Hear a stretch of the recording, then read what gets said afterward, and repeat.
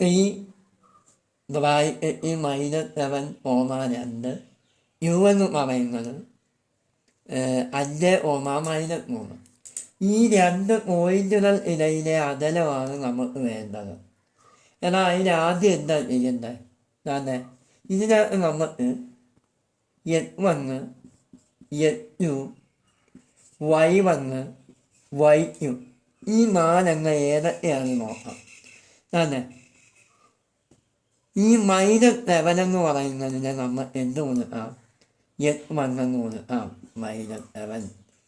ഇനി നമ്മൾ തൊട്ടടുത്ത് ഇളക്കുന്നത് എഴുതും. അതായത് x2 എന്ന് പറയുന്ന സാധനം ഇപ്പോൾ ഇളക്കുന്നതിന് ആദ്യത്തെയാണ്.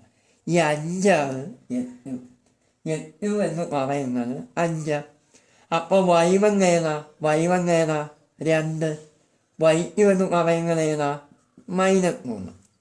ഓക്കെ, ഇപ്പം x1 ആയി, x2 ആയി, y1 ആയി, y2 ആയി. ഓക്കെ ആകാൻ ഇനി നമുക്കൊരു ഇക്വേഷൻ നോക്കാം. Root x2 - x1 y2 - y1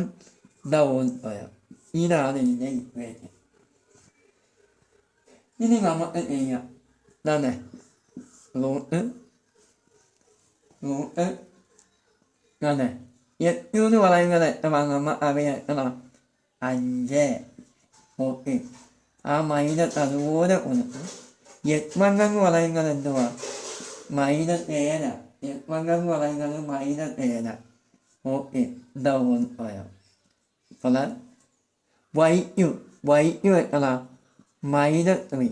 ആ മൈനസ് അതുപോലെ കൊടുക്കുക. y1 എത്ര? 2. ഇവിടെ ഈ റൂട്ടിനകത്ത് 2 മൈനസ് ആവുമ്പോൾ പ്ലസാവും. അപ്പം 7, 5, 12. 12ൻ്റെ സ്ക്വയർ പ്ലസ് ഇതൊരു നെഗറ്റീവ് തന്നെയാണ്, -3.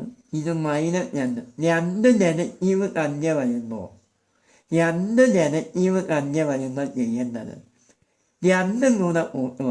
2 കൂടെ കൂട്ടിയിട്ട് നെഗറ്റീവ് കൊടുത്താൽ മതി. അപ്പം -5 പോയാൽ.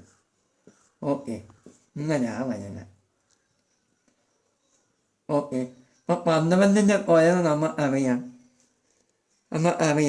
എത്ര? 144. പ്ലസ് 5ൻ്റെ സ്ക്വയർ മൈനസ് നോക്കണ്ട. 5ൻ്റെ സ്ക്വയർ 25 റൂട്ട്. ഇനി നമ്മൾ എന്താ ചെയ്യേണ്ടത്?